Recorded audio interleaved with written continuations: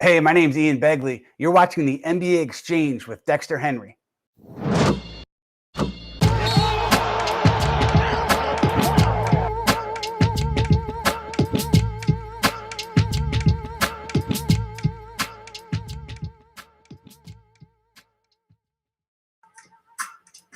Welcome, everybody, to the NBA Exchange. I'm your host, Dexter Henry. Another Wednesday, which means NBA with Nuance time.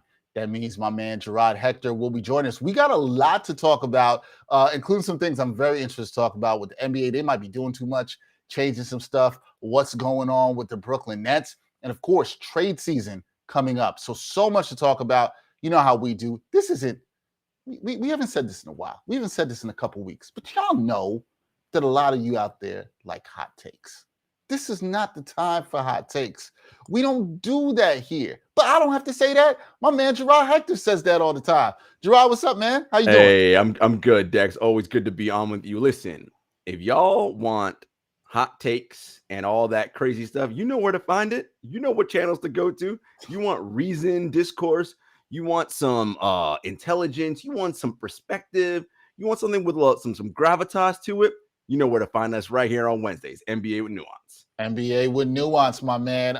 Good to see you. Glad you are well. Everything is going good. We thank you, everybody, for listening, watching, following the NBA Exchange. Here's where we're going to start, because there's been a lot going on. And I tweeted, well, I didn't tweet this, but I sent this to you yesterday because I saw the NBA put out something about the new format for the Rising Stars game. For those who don't know, maybe you've been under a rock in terms of the All-Star game. The Rising Stars game is a game where the NBA gets to showcase their young talent, right? Now, there's been different formats of this. Back in the day, maybe well over 15 years ago, was a rookie-sophomore game, right? Then it turned into USA versus the world, showcasing some of the young talent from the States with some of the young international talent. I actually want to start with you there. Did you like either of the previous formats? Before we get to the new format, did you have a preference, Jarod, in either of the previous formats of this game? I mean, I was fine with rookie, sophomore, and USA versus fine with that too. I mean, ultimately, look, what the NBA is trying to do here is figure out how do we generate more buzz and more interest for this particular game and get more eyeballs going and flocking to our showcase weekend, right? The NBA has two showcase events, right? One being All-Star Weekend, the other one being NBA Finals, right? That's the time when they're able to draw in the casual fan. Dex, you and I always talk about this. These changes are not for the diehard person who's got league pass, who's obsessed with the NBA. It's not for these people, right? They're competing for the casual fan who could turn to a million other sporting things, not to mention a million other entertainment options, right? So how can I get those people drawn in and get them to care about this weekend and give us some of their time, right? That's really what it's all about. So look, kudos to the NBA for trying different things, but we'll get into what I think about this new format. But I think there's a different way they can do this stuff. Yeah, you're right about that. We do always talk about that in terms of them trying to get people. I'm not necessarily sure that we saw more interest or intrigue in the Rising Stars game because they went from rookie sophomore to USA versus the world, right?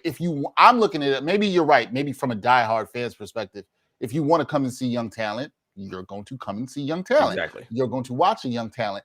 I'm also not really sure, and this is something we can get into, if the casual fan is really looking for the young talent or they actually look for the established stars. Yeah. That's something I would concern about. But yesterday, they announced a new format. So let me read it for you. The new format for the Rising Stars will be 4 7-player teams, right? This from a pool of 28 players will compete in a mini tournament consisting of 3 games. Each game will be played to a final target score. Now, the pool of 28 players will have 12 NBA rookies, 12 NBA sophomores, and 4 top young players for the NBA G League Ignite team. NBA players will be selected by assistant coaches. Ignite players will be selected by NBA G League head coaches. The team will be coached by members of the NBA 75th anniversary team and assistant coaches from the NBA All-Star Game coaching staff.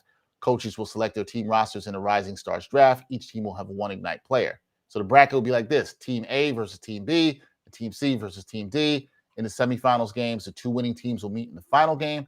The competition will consist of a race to 75 points. That'll be the target score.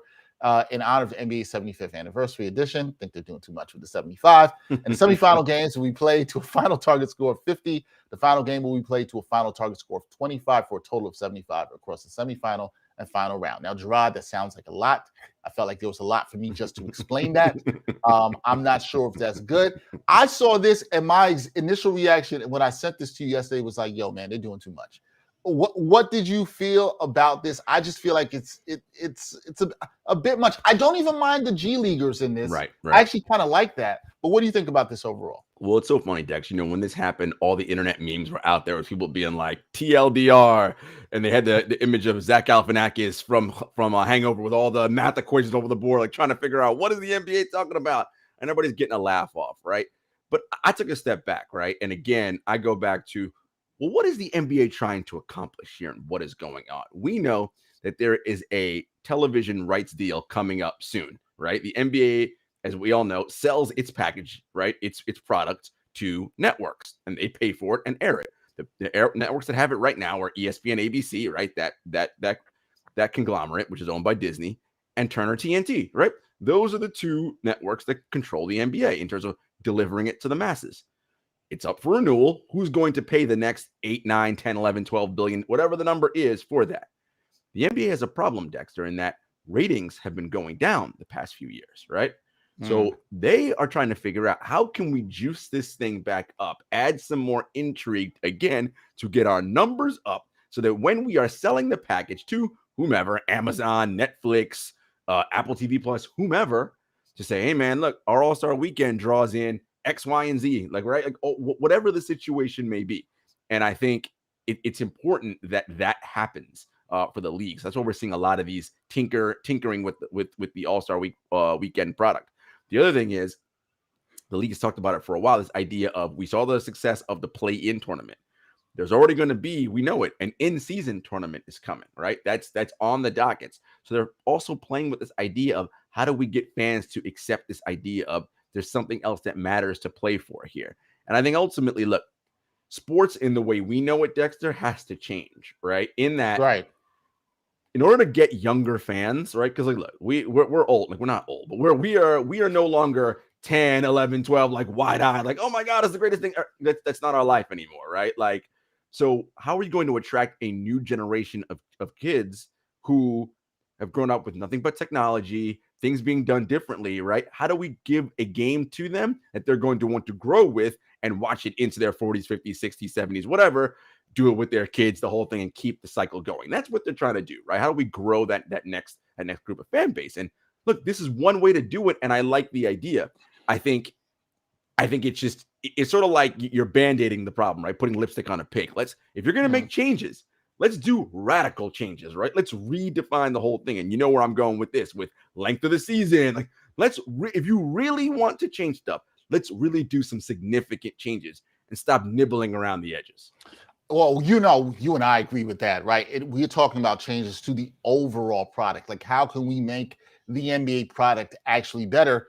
We know it's not even that we just feel this. Not me and Jarod. We've talked about this on the show. There's science behind it in playing less games, right? And we know some people out there don't trust the science, but there's science behind it in playing less games and improving the overall product. And maybe, just maybe, then there'll be room for this. Do I personally put super amounts of stock into the All-Star game and the Rising Star game? And I also don't. This is my thing. I'm going to come back to this. I just don't believe that it grabs in the casual fan. Now, if you have a guy coming internationally that's got a lot of buzz, if you got a guy in college that has a lot of buzz, a la Zion Williamson when he came into the league, I think that person that might be a bit transcendent in a way at that level can get people to watch that game. It's going to take a player or players. I'm not sure it takes the changing of this format at all whatsoever. So, I mean, I'll put it like this to you, Jarod. I think you would have watched the game anyway. Is there any more intrigue for you into this game and watching this Rising Stars version this year? Yeah, see, I don't think so. And I'll push back on you a little bit. I think the All-Star Weekend is for the casual fan, because they want to see stars, the celebrity challenge of people that they know. Oh, LeBron James is a superstar, right?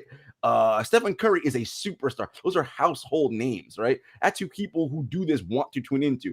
We, as people who cover the league and also diehard NBA fans, we know the All-Star game has zero. We don't care about the All-Star game really, or All-Star weekend in that way, right? We'll tune it in, we'll watch. If we're there to cover it for work, we'll go there and enjoy the festivities, right? And do all that. But it's not because the games are not, they don't have any meaning, right? It doesn't count for the standings, means nothing for championships, like, right? It doesn't, that's not what it's about. But it's for the fans, right? Because the fans get to vote who they pick, right? It is a showcase of, here are the most important superstars playing in the league today. Some of the best up and coming young people. We got slam dunk, 3-point shootout, all the skills competition, all that stuff. That is for fans. We have the concert, the halftime concert, all that. That's for fans, right? And again, all those things are not about the game, really, right? As much as it is about celebration, right? And everybody getting together. So that part is important. And All-Star Weekend's huge. And it's a necessary thing for the NBA for a variety of reasons. But I think, again, this goes back to, if you're the NBA going forward, how do we reimagine this, right? How do we keep our product relevant? Because you know what the NBA does, Dex? They look at last weekend, the divisional round of the NFL playoffs, and they were like, God damn, how do we get that? Right, because those games were great. You had 4 games that were insane, right? Every game came down to literally the last play, right? It's fantastic. And the NBA is like, damn, how do we replicate that, right? And it's hard because the NFL has something the NBA doesn't have: scarcity, right? It's single elimination. One win, you advance. Lose, you're out. Like, they have all these inherent advantages. So the NBA is trying to figure out, but our game is great. You and I talk about this all the time. Basketball is a great game. It is super intricate and detailed and so many things going on. How do we promote that? And, friends of mine on the internet will often say the NBA does everything but promote the game. They talk about everything else, but what actually matters, which is the game on the floor. And, I think this is sort of the tension they're battling right now. So that's a good point, right? Because, and I know you're not comparing this exactly in that way, because we're talking about NFL playoff games, which are high stakes, single elimination. And we're also talking about this in the context of All-Star, which I agree with you. You're right. That pushback was fair in the fact that this is for the casual fan. This is where they showcase the game. This is how you grab it in with all the stars, the buzz, the excitement, the dunk contest, blah, blah, blah. So with that being said, if we look at that as this big opportunity for the NBA to showcase its game in middle of February with the All-Star game, are changes to All-Star Weekend necessary? Do you feel like, take the rising stars out of this, Jarod? Do you feel like there's other stuff they need to change? Because we've heard this for a long time. We need to change the dunk contest. We need to do this. And if there's radical changes, which you talked about overall, are there radical changes that need to happen with All-Star Weekend? I don't think so, right? I think the Elam ending I thought was great, because I do like that. You saw the players. They were like, yo, that fourth quarter in Chicago was, those guys were amped and getting up into each other, and it was right. And you saw it, the year after, right? Or 2 years ago. Like, we like that, right? Like, it's about stakes, right? Why should it matter? And the part of the thing that Adam Silver, the NBA commissioner, has to do is get the players to show that they care about it. When they care about it, the fans will naturally care about it, right? Like, think about it, right? And again, it's not apples to apples, but post the Chiefs-Bills game, right? It's like, oh my God, it's the game, right? Josh Allen did it. It's all these things. It's not, there isn't a million other things being said by the loser when they get up to the podium, right? It's like, hey man, we didn't make enough plays. This is going to sting. We're coming back. And again, I know it's not apples to apples. That is playoff single elimination versus an All-Star weekend. But again, the goal is to showcase the game, right? Why do I care about these games? And I think there's a way in which you can do that with what we have, right? And it's fun. So Elam ending, you want to change up the rookies? I don't. Ultimately, part of the problem, I think, with rookies, the rookie, sophomore, or the rising stars is it's on Friday night, right? Like, that's just a tough night in general, right? To have not a great TV night. That's not a good TV night. It's just not. Yeah. You know what I mean? So that's what makes the Sunday night All-Star game does pretty good, because it's like, all right, Sunday night. But even that, you're going up against prestige television on Sunday night, right? It's hard. And then Saturday night, you got the 3-point shooter. It's just a very difficult block of time, given all the other things that we have to distract attention. Again, you're competing for mind share. It's just tough And again, it's created as a television product. That's how it's sold. So how do we, as our TV viewing and TV consumption habits are radically changing, right? How do we stay in lockstep with that? It's going to be interesting because we're going to talk about this after All-Star Weekend and probably recap and be like, how did we think things were this year, and really look at it. And look, of course, as NBA fans, people who cover the game, we are going to look at this and see how it is. I don't think the Rising Stars change was necessary. Right. Like you, I understand what they're trying to do in terms of grabbing more casual fans, but we'll see. That remains to be seen if that'll work. Okay. We talked enough Rising Stars All-Star game. That's about as much as we talk about that on this show. Jarod, February 10th is approaching. That is the NBA trade deadline. It is trade season. We are officially there. Talks are heating up, although we've been talking about people like Ben Simmons being traded from the start of the season. One of the things I find interesting at this time is we always look who's a buyer, who's a seller. Some years there are more buyers, some years there are more sellers. What do you feel looking at the NBA landscape that it looks like this year for trade season? Are there more buyers or are there more sellers? Yeah, Dex, I think given that we have the play-in tournament now, and it's down to the top 10 seed teams record-wise in each conference, we have way more buyers than we have sellers because you have enough teams that are within reason of saying, look, we're in the play-in, and look, you get hot in the play-in, right? If you're like a 10 and you win 2 games in a row, guess what? You're in the playoffs. So not only do you get the revenue for these owners from the play-in, you can get the revenue from the playoffs as well for at least 2 home games. And that matters, especially considering we're still dealing with owners crying the poverty blues because they didn't have their full money during the COVID season, right? Nothing worse than billionaires crying about being broke, right? It's like, come on, man, stop it. But that's the reality of it, right? Like, the revenues that were projected didn't hit the last couple of years because of the COVID interruptions. So they're going to want anybody who's within that 10 spot radius is going to do it. And Dexter, I was looking on 538 this morning. There are 20 teams with at least a 48% chance of making the playoffs. 20. Like, I mean, that's a lot of teams, man. Like, now they probably ain't all going to make it. But obviously, because only only 16. But that means, okay, now we're all fine. I was actually looking at this. In the Eastern Conference, who is a seller? Okay, we know the Indiana Pacers are a seller. Mm-hmm. Who else is a seller? Loading off assets. Atlanta to an extent, right? And we'll get into that in a second. They should be. Right. Will they be? I think you could also say Detroit if they can sell off Jeremy Grant. Right. But that's one player, right? That's one player, right. I don't really know what Orlando has to give. They got young talent, and they're not giving up any of their young talent. Maybe Terrence Ross. That's it. That's really it. So I'm trying to think of another team that's a legit seller. I'll get into the teams I think that should sell, but that's a whole nother thing. You're right. Thinking about it, I don't know. You're right. We have our friend of the show, Brian Fonseca, talking about more teams should be selling because they ain't gonna do shit. And if anybody knows Brian Fonseca, you can hear his voice and the anger right there. Fired up.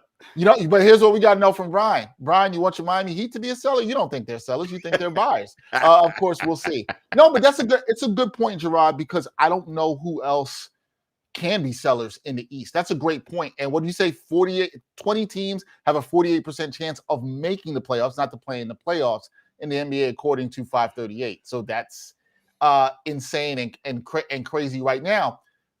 Listen, capitalistic society cannot look at the financial aspects here, right? We talked about how the billionaire owners, they want to get some home games if they can. So when you say that, Jarod, that means teams that haven't been to the playoffs, like a Sacramento, like a Minnesota, you would think that they really want to make it and they got a chance because the bottom of the West ain't good.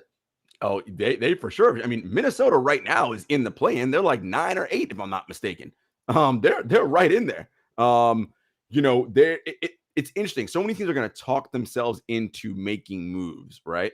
Because they're like, we're this close. Not to mention, Dex, the top end, right? Okay, so Phoenix and Golden State likely not going to do anything because when your record's that good, you kind of stand pat. But a team like Memphis is interesting, right? In the 3rd seed in the West. We know about Ja Morant. You know about Triple J.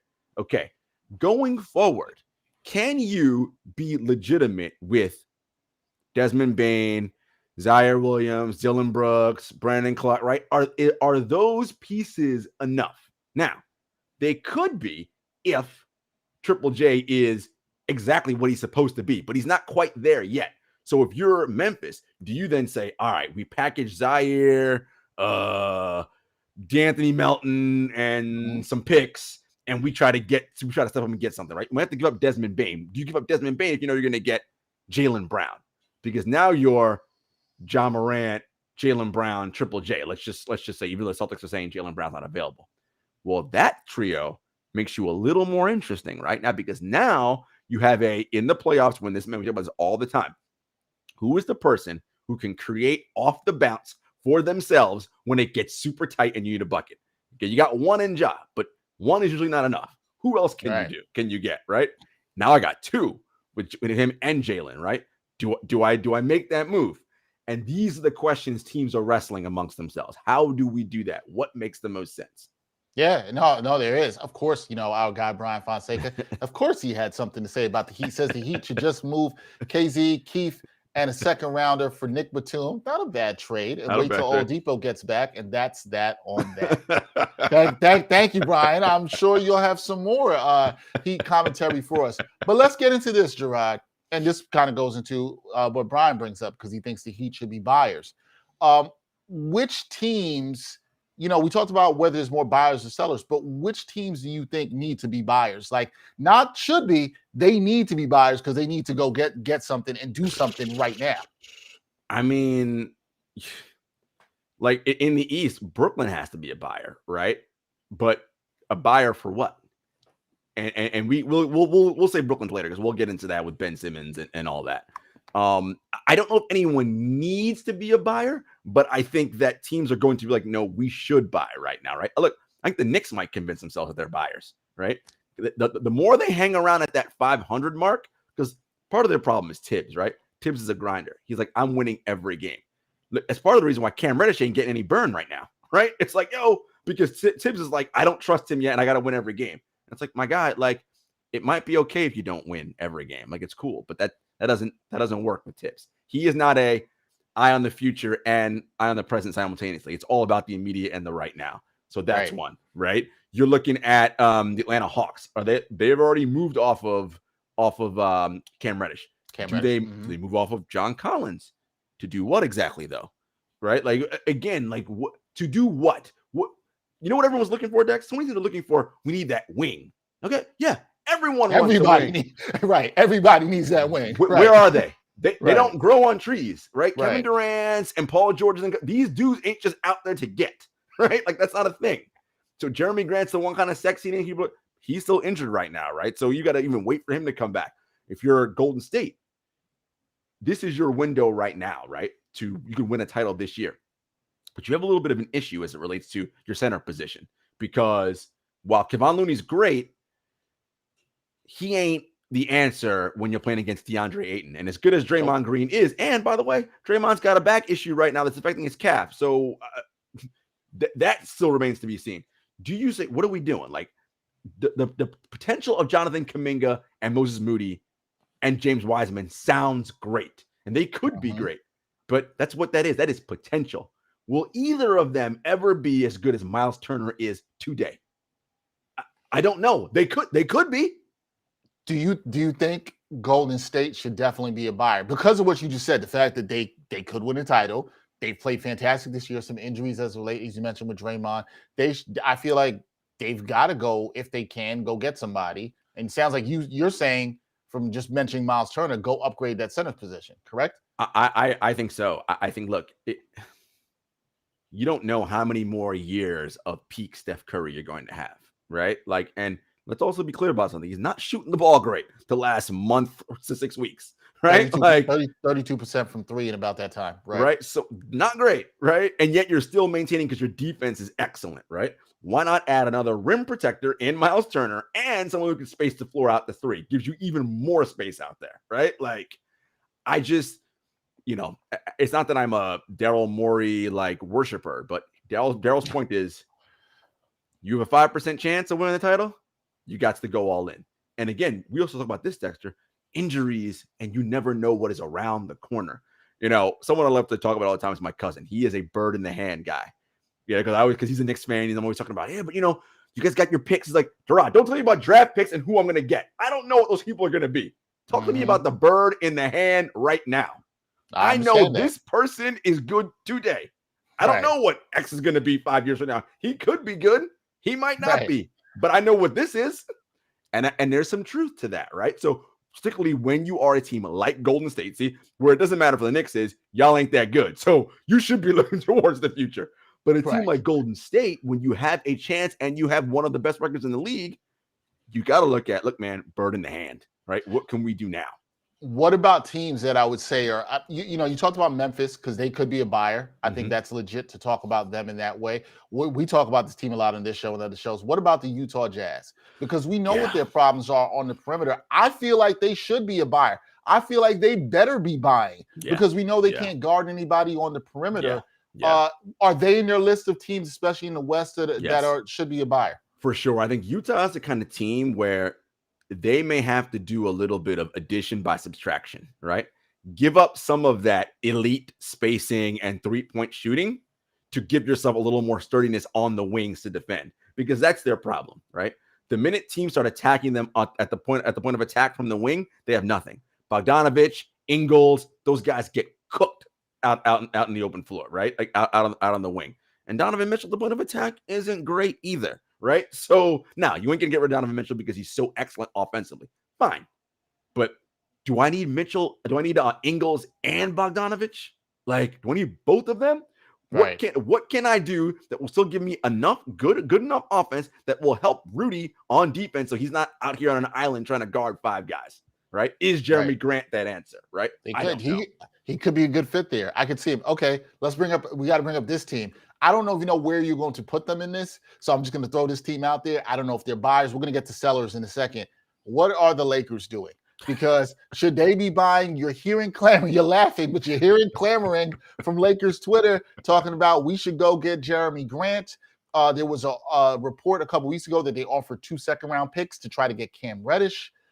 They tried to do that. They look like they need a lot of help. So are they in the list of buyers too? So Cam Reddish does what exactly for the Lakers? Give them youth that they don't have. Okay, fair enough. That was me trying to find. No. You. Right. What is the Lakers' problem as an organization, as a team right now? Well, their number one problem. Number one problem is lack of outside shooting, and you might also say lack of guarding anybody on the perimeter. Those are the two major problems. Right. Cam Reddish doesn't. He helps one of those things. He'll help you with shooting. He don't help you on defense. Okay, and the Lakers, when they won the title 2 years ago in the bubble, they were the number 3 defense in adjusted defensive rating in the NBA. Last year, when they finished the regular season, even with the injuries, they were number 1 in adjusted defensive rating. They had a defensive identity. That's who they were. We got LeBron, we got AD, who are devastating in the pick and roll, and it's LeBron James, who may be the greatest player of all time, so he can figure everything else out on offense. But on defense, you can't get past us. We guard the hell out of you. This team don't guard the hell out of shit. Okay? Like, they don't guard nothing. You got rid of Kentavious Caldwell-Pope, Alex Caruso, Kyle Kuzma, right? All people who guard, and replace them with whom? Carmelo Anthony, Russell Westbrook, Malik Monk, Wayne Ellington. Anybody I mentioned defensive oriented in that group? No, I was going to mention other people, but they're not. I was going to say Kent Bazemore, not defensive or oriented. The replacements have not done that. That is fair. The question for them, though, is, Jarod, who can they buy? Even if you want to tell me you believe the Lakers can be buyers at the deadline, who are they going to buy and who do they have to sell that anybody wants it? Who on that roster? You just mentioned how they weren't good fits. Who would anybody want off that roster? No reasonable GM would want anybody. But what we have talked about in the past is it only takes one, right? And the famous P.T. Barnum said this many, many years ago, and it rings true today. There's a sucker born every minute. Okay? Right. All it takes is one. One team out there will convince themselves, you know what? Russell Westbrook trade actually makes sense for us because of great. The Lakers get off of that money, right? It's sure, fine. And maybe they get something decent back in return. It only takes one. We heard rumblings that the Houston Rockets may consider bringing Westbrook back. Why and for who and for what, I don't know. Because here's the other thing. Westbrook, we know, is going to opt in to that $47 million he's due next year. He ain't opting out of that. Who wants to carry that on their books for a player of Westbrook's caliber? Not what he's done in the past, what he is now, and what he will be next season. It doesn't sound like a good idea to me. And just there'll be Laker fans be like, well, we can toss that 2027 first round pick out there. And I think Raphael Stone is going to want something a little bit more immediate if he's going to go for the picks to bring on that salary coming back. All right, sellers. Who should be selling? You mentioned some teams like the Hawks, like the Knicks, who had great seasons last year. They've come back down to earth. You know where you don't want to be in the NBA, Jarod. You do not want to be in NBA purgatory, which is stuck in the middle. Who do you think those teams should be selling, or are there any other teams you think should definitely be selling? Knicks, Hawks for sure, definitely sellers. Look, the Pelicans, like, what are y'all doing? I mean, y'all should be sellers, right? Like, now I get it. The Timberwolves and the Kings want to make the play-in, so in some ways they're going to be buyers and sellers. We'll give you De'Aaron Fox and this and that, right? Because we need okay, but you got pieces that don't fit there. New York, again, Atlanta, all those teams should be looking at moving off of certain deals. Look, the idea is for a lot of these teams is, what is the future of our franchise? You drafted all these guys. Are they good? How do we know? They don't get to play, right? Like, we don't develop them. Well, let them play, right? But it's hard to sell that to a fan base. Although Oklahoma City, fantastic job of selling that to the fan base, right? Clear rebuild mode, right? They are doing the whole process deal, but they got some dudes in there, right? Who, when they play hard certain nights, they beat decent teams, right? So I think there are a lot of teams like in Oklahoma City will be an interesting one because they have the roster, of course, to take on, and they're 20-something million below the cap floor, right? I mean, so they can take on a lot. Now, I don't think Sam Price is going to do that just for anybody, right? Someone like SGA becomes interesting, right? Do they keep SGA? Do they move him because they're like, we want to do something else, right? And we think some teams will love, I mean, a lot of teams would love to have Shai Gilgeous-Alexander right now, right? And he's already locked up under contract for the next 4 years, right? So these are the things you're thinking about. I think trade deadline, Dexter, might be quiet. We'll see some stuff happen. But I think draft day and around then is when we're going to see a lot more of this stuff happen. I mean, Travis Schlenk said this, and we know it. Maybe I shouldn't have brought all these guys back together in Atlanta, right? We got two options to make something happen. Trade deadline and draft day. So I think trade deadline, we'll see some stuff happen. I don't know how much. And then draft day.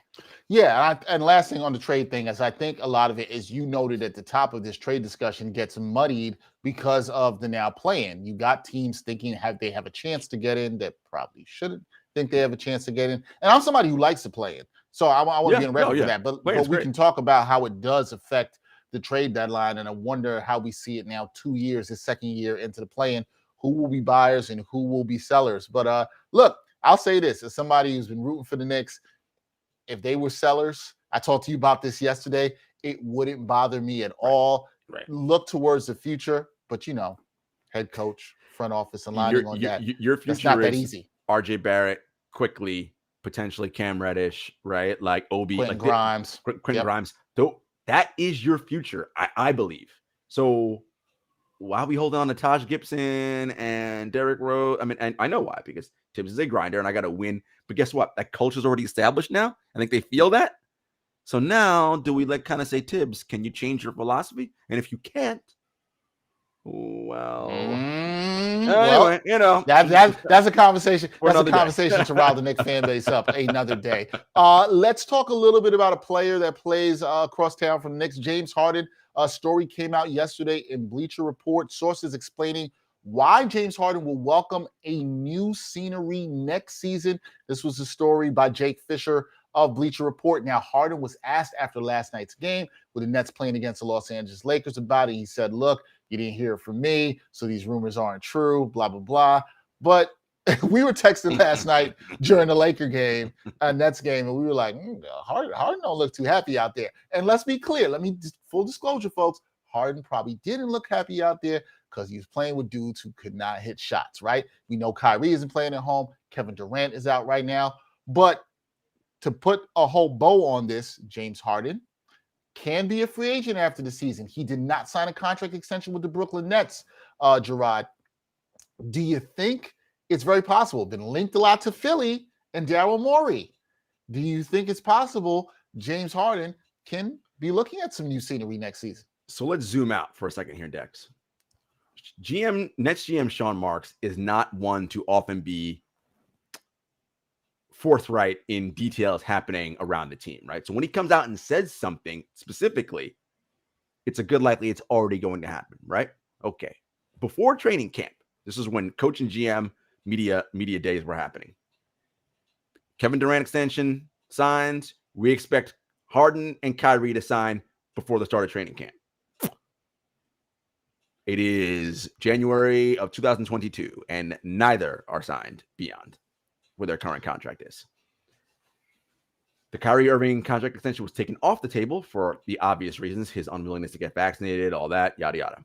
And James Harden, all of a sudden, this is the first time in my career I want to be a free agent. I want to explore that. Things are shifting for James Harden. Here's what I mean by that. He was excellent last year when he came over from Houston, right? I mean, we saw the Nets. When those three are on the floor, holy hell, nightmare to guard. Nightmare. Because that is three all NBA level players. I mean, you're just, what are you doing? Because you're not helping off either, right? You can't send because they're going to kill you if you do that, right? Okay. Now, Harden is playing with a part-time Kyrie, only on the road. He's closing out games with, and this is not to be disrespectful, it's just facts, with Day'Ron Sharpe, DeAndre Bembry, Kessler Edwards, Patty Mills. James Harden didn't leave Houston to play with those guys. He came to play with Kevin Durant primarily and Kyrie Irving, right? For that idea of when we are this triumvirate supernova, there isn't a team that can beat us 4 times out of 7. And I maintain if those three are playing at their peak levels, there isn't. They're just too good, right? Well, Durant's hurt, going to be out 6 to 8 weeks. Kyrie Irving only plays part-time. You can just see it on James's face, the body language. He's just like, what is this? We texted about this, Dexter. Yep. 3 elite all-NBA players that can do literally everything on a basketball court. Masks a lot of everyone else's deficiencies who shares the court with them because they can do everything, right? So when you have those three on the court and it's Joe Harris and Bruce Brown looks amazing, right? Because he can roll to the rim, floating, because ain't nobody thinking about him because I got 4 dudes who are going to blitz me from all over the court.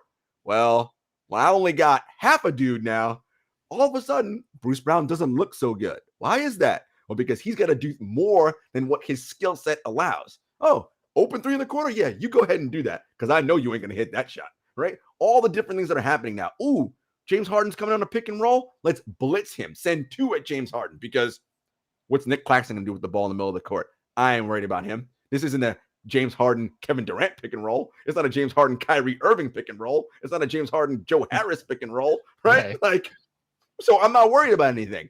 And this is what Harden's facing every night. And so all these rumors and the fact that he has not signed the extension and that he loves Daryl Morey, they are super tight. Mm-hmm. Where there's smoke, there's fire. There is truth to this. This could happen. Now, we know the Nets could pay him the most money, right? Right. Because they have his bird rights and all that.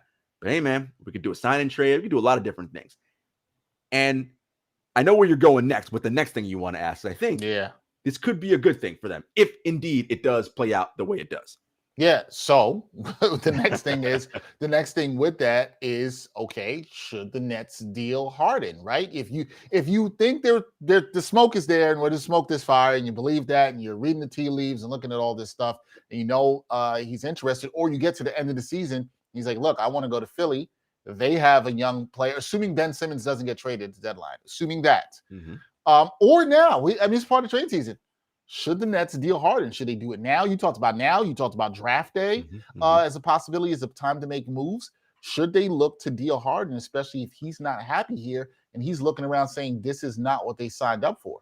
So what I would signed up for, excuse me. Yeah, what I would do if I was of the Nets is, no, we're going to play this thing out, right? Because Durant's going to come back, and Durant and Harden, even with Kyrie on road games in the playoffs, listen, if everything breaks right, we could still potentially win. And if we do win, that may change James Harden's whole outlook come next season.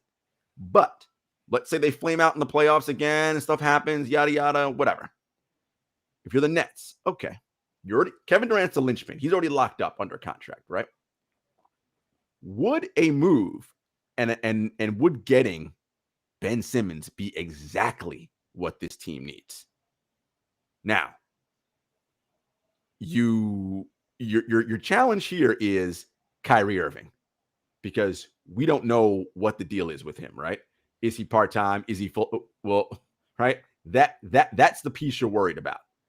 But if Kyrie Irving is a full-time player and you have Kevin Durant, Ben Simmons is exactly what you need on that team, right? Because we talked about this months ago, Dexter. I said, actually, that's the person. Because why? Ben Simmons does all the other stuff. He's going to guard the hell out of everybody. He's going to be your size and your rebounding, right? He's going to get your pace up, grab the ball off the boards, take it up in transition, run up the floor. If you can guarantee Kyrie Irving is a full-time player with Kevin Durant and Ben Simmons, oh, that's a move you definitely make. And it isn't just straight up Ben for James. If you're Brooklyn, you get some other stuff back as well. But that's the move you make. And I think that makes them even more, because more offense isn't what the Nets need. With Kevin Durant, Kyrie Irving, Patty Mills, Joe Harris healthy, and that shooting, right? Like, that's good enough. You need defensive help, right? Can you guard? And Ben Simmons will clean up a lot of those issues. He will. So, last thing before we real quick, and we take a quick break.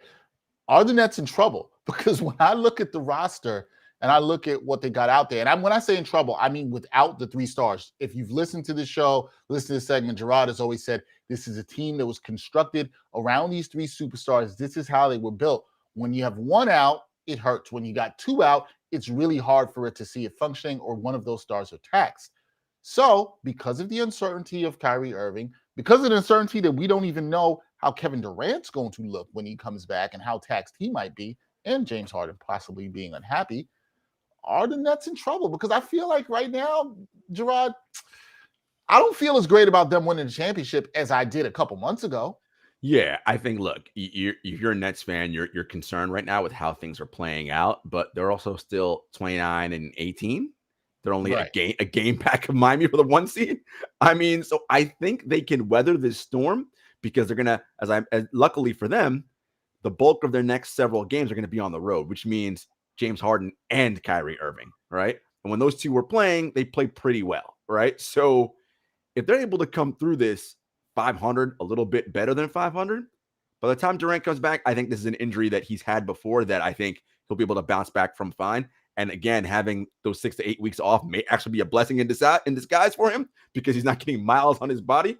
You know, I think that'll be fine for them. I think ultimately the wild card is Kyrie Irving. And, you know, if you're the Nets, if I'm Sean Martin on the brain trust, yes, we know KD has got, you know, a certain level of autonomy in that organization. You go to him and you say, listen, you're the guy because we have you signed for the next 5 years. You sure you want to hitch your wagon to Kyrie Irving?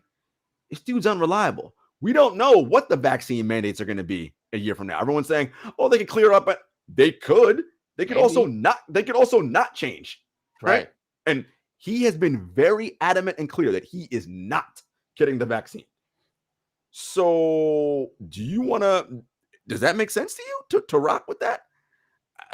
You know, so I think these are some questions that you got to be having with KD. It's like, look, man, as you end your career here and we try to make another run at another title or two, is this the dude you want to tie everything to? Yeah. Because looking dicey right now. Looks dicey. And I'm not sure the organization themselves wants to deal with that. We're going to take a really quick break. When we come back, we're going to give you our NBA picks for tonight for you betting junkies out there. Are you looking for a better way to play player props or daily fantasy sports? Well, look no further than Prize Picks. Prize Picks is the leading over-under daily fantasy game. Why? Because it's so easy to use and win. You can make your picks in under 30 seconds and win up to 10 times your money in one day. Right now, we have a special offer for our viewers and listeners of the NBA Exchange. All you got to do is sign up now and use the promo code NBAEX. PrizePicks will match your first deposit up to $100. Yep, that's right. They'll match your first deposit up to $100. So, join the over 150,000 others who found a better way to play and download the Prize Picks app today.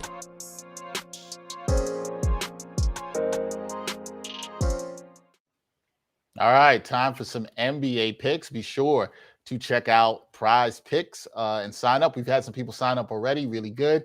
You can use that promo code. If you've used this one already, maybe you're trying to do a new user looking for another promo code, check out the promo code for the 7 Footers podcast. Yeah. 7 Footer, they got one too. They're part of the Props Network family. So, we try to spread that love around, man. Like, use that one too. They'll match your first deposit up to $100. So, get in on that. We like to look at picking some games. Picking games has not been so friendly to me lately. Shout out to our boy Brian Fonseca, who does a little bit too much with the parlays. I do not get down like that. I think those are you. Who was the quote you said? The P.T. Barnum quote about there's a sucker born every day. Sucker born every minute. I feel like that's every minute. I feel like that's what the sports books be trying to do with these multiple leg parlays. They try to find the suckers out there that are going to take them. Jarod, I mean, just ask yourself this question, folks. Yes. Are they tearing down casinos in Vegas or building more? They're building more. And right. ask yourself to that, who is helping to fund them? I'm not saying, I just want to be clear. I'm not saying not to enjoy any gambling. I'm not saying that at all. Enjoy. We talk about betting on the NBA here. We have no problem with that. We like that. We welcome it. We discuss it. I'm just saying, if you want to make money, bet on what you know and try to do it responsibly. Mm-hmm. And you don't got to go crazy. You don't got to feed your ego to think you're smart because you're going to hit a 17-leg parlay. This is true. My boy was traveling from Phoenix, going somewhere the other day. He told me in the airport, Jarod, he heard somebody say, "Yo, man, I was just one game away from hitting the 17-leg parlay." A 17-leg parlay. Come on, man. Come on, son. You thought 17 things was going to happen for you and the odds were what they were? Because thanks for my TED Talk. I'm going into too much. Thank you for joining. But all right, the games tonight. I was not in love with the schedule of games tonight, Jarod. Yeah. I did not. But let's talk about one because you and I both put this on. Jarod says I steal his picks. And this one involves Jarod's team, the Memphis Grizzlies. They are in San Antonio to take on the Spurs. Spurs coming off a back-to-back. Who they whooped last night? They whooped somebody down, beat somebody down last night. I'm forgetting who they beat down. Doesn't matter. They beat down somebody last night. The Grizzlies coming in here. They've been playing really well. Who do you like in this matchup, or are you thinking differently to bet on this game, not the spread? I'm going to go winning margin in this one. You mentioned the second half of back-to-back for San Antonio. The Grizzlies are down some players, though, right? Right. Kyle Anderson, Dylan Brooks, Desmond Bane, although Desmond Bane, I believe, is questionable out of health and safety protocols. They got guys that are out of the lineup right now. But I'm going to go with the Grizzlies to win by 6 to 10 point margin. That is plus 350. Take that. The Grizz are kind of been a little bit up and down, right?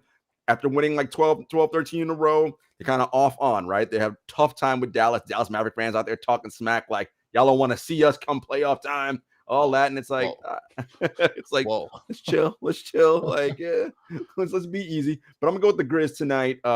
Winning margin 6 to 10 plus 350. Book it. We'll talk about the Mavericks a little bit later if they got beat down by the Warriors. Okay, so I like that 6 to 10 plus 350. And I haven't put any money on anything yet tonight, but I might go and look at that. I like that, but I'm pretty confident in this one, Jarod. I like the Grizzlies here, especially with the Spurs coming off a back-to-back. I know they rested a lot of players because they had a blowout, so that's good for them. Both games at home for the Spurs, but the Grizzlies coming in, I think they know they need to try to get some of these wins with some of the guys that they've had out. They've been dealing with a lot of lately's injury. I'm sure they heard some of the chirping from the Mavs fans and the Mavs themselves. But I think the Grizzlies get this. They've been a pretty focused team. What I've been impressed with them a lot, pretty much starting since the beginning of December, has been their defense. I've talked about that on the show. I think they do that. They can get the job done. And the other thing I like is I think the Grizzlies have a great chip on their shoulder. Yeah. They know that a lot of people are still questioning, are they for real? Jarod believes in them. Jarod's been on the hype train. I've jumped on the hype train. I believe in them, but I hate using this term sometimes, but the moxie they have. Yeah. to bounce back against that. And when it comes to them in betting situations, I like that moxie in the regular season for betting situations. And I think they bounce back. I think they know what needs to get wins. San Antonio is a win they should have if they were healthy. I even think with guys down, they can get this win. I like the Grizzlies to cover here, but I also like Jarod taking that 6-10 for the plus 350. Wouldn't shock me to see them get that there. So give me the Grizzlies to cover minus 4.5 on the road in San Antonio. Now, Jarod, another game that you liked, you had the Bucks versus the Cavs. Talk to me about that and who you like there. Yeah, I'm liking the Cavs money line here, plus 155. While the Grizzlies are excellent, and when their 3 stars play, they're like 17-3, something like that this season. The Grizzlies are kind of doing that thing where like we're the champs and we're playing with our food a little bit, and they don't really sort of come out and do what they got to do against teams that are lesser. And Cleveland isn't even lesser, right? Like they're the number 2 adjusted defensive rated team in the entire NBA. Man, they can guard. Evan Mobley is a rookie who's impacting winning. He's a plus 3.5 in estimated plus minus. Like, rookies generally don't contribute to winning in the NBA. They just don't, because this game is very difficult. He's excellent. Darius Garland might be an all-star. Jared Allen might be an all-star. Larry Markin, though he's in health and safety, I believe. They start 3 7-footers. I mean, listen, and 7-footers podcast. I knew you were going there. I knew you were going there. We love tall people and 7-footers on that pod. I like what the Cavaliers do, what head coach J.B. Bickerstaff and GM Kobe Altman have assembled there. They got the right culture. And this is another one of those statement games for them. It's regular season, I know. But for a team that's been kind of like, after LeBron left, it was like, this team is a disaster, laughing stock. More of these games where they can show out against top teams in the league. Yeah, it's regular season, I know. But you got to start somewhere, right? You got to start building habits and culture as when you're a young team. And I just love what this team does. And they're not going to be afraid of Milwaukee when they come, right? They're going to battle them for sure. So I'm taking the money line here, and just for gambling purposes and what we do here on the show, they've been actually pretty good as the home favorite, 14-8 this season. So I like Cleveland. I'm going with the money line, Cleveland plus 155. That's a good one. I also like what should be noted with Cleveland, and you talked about the culture change. Game against the New York Knicks the other day, blew a 15-point lead, held on, executed well down the stretch. Showed me some toughness there. Young players did not look rattled. That was something I kept my eye on, and I really liked out of that team and that squad, especially Evan Mobley, like you talked about. Look at that Cavs money line. What was that? Plus 155, Jarod? Yep. Money line? Plus 155. Not bad there. Okay. My last game, I got the Mavericks. We talked about them earlier. And look, the Mavericks got their asses handed to them last night by the Golden State Warriors. Woo! They got beat down. And I actually tried to get Luka Doncic to get a triple-double, but unfortunately he had 25 points, 8 assists, only, I believe, 2 boards. I believe it was 8 rebounds, only 2 assists. Sorry, I had that wrong. 8 rebounds, 2 assists. And the reason is nobody else can make any damn shots, which scares me with the Mavs. Tim Hardaway Jr. also got injured last night. However, the cure-all for a beatdown, even on a back-to-back sometimes, is playing a team that not really that good. Now, Portland's been playing better lately, so no shade to Portland on this. They've actually been playing some better ball lately. We've seen Anthony Simons play well. We've seen Nasir Little play well. But I think Luka Doncic is going to come out a little bit angry. Now, I won't bet him to get a triple-double in this game, or maybe even a double-double, because there should be some concern if other guys should hit shots. Kristaps Porzingis was horrible last night. I have to think he bounces back. I think this is actually a good matchup for him against the Trailblazers. So give me the Mavericks to cover here. I'm taking 2 road teams, the Grizzlies and the Mavericks, to cover on the road. I like both of them.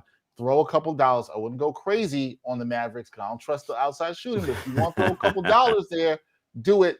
And look, here's my last piece of advice, people. Stay away from them parlays. You don't do that. No, you don't need all the multiple legs. The reason why the payout's so high is because the likelihood of getting all of them probably not going to happen. There's another team, by the way, Dexter. Portland Trailblazers should definitely be sellers in this market. Yes. Oh, they should. We didn't even talk about them. They absolutely should be sellers coming at the deadline. Rocco, whoever else is over there. You can talk about. Oh, yeah. All them. Depending on what they want to move, they should be looking to sell as they're trying to change the culture, up there in the Pacific Northwest. So we will see what it is that they do there. Well, we're not selling. We're still going to keep this going every Wednesday. No hot takes.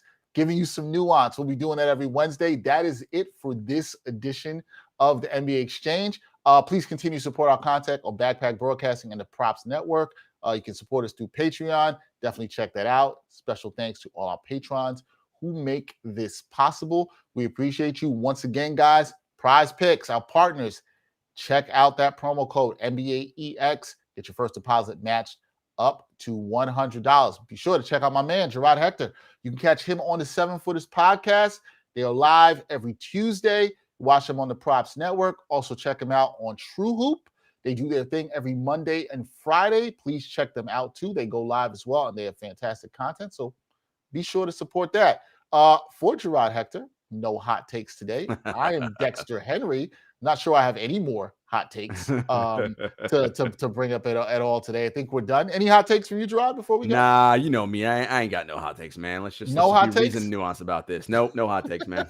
Okay, just making sure we stay on brand here. We'll be back. Got a good show coming up for you guys on Friday. Chris Herring will be joining us to talk about his new book, Blood in the Garden. He also had a conversation with Jarod and the guys on True Hoop, so please check that out as well. He'll be talking that. I am so excited to talk about that as a fan of the Knicks. You'll enjoy it. Knicks. I will enjoy that. I'm enjoying the book already so much. So we'll talk about that on Friday. Jarod, be well. We'll talk more about some nuance next week on the NBA Exchange. Peace, y'all.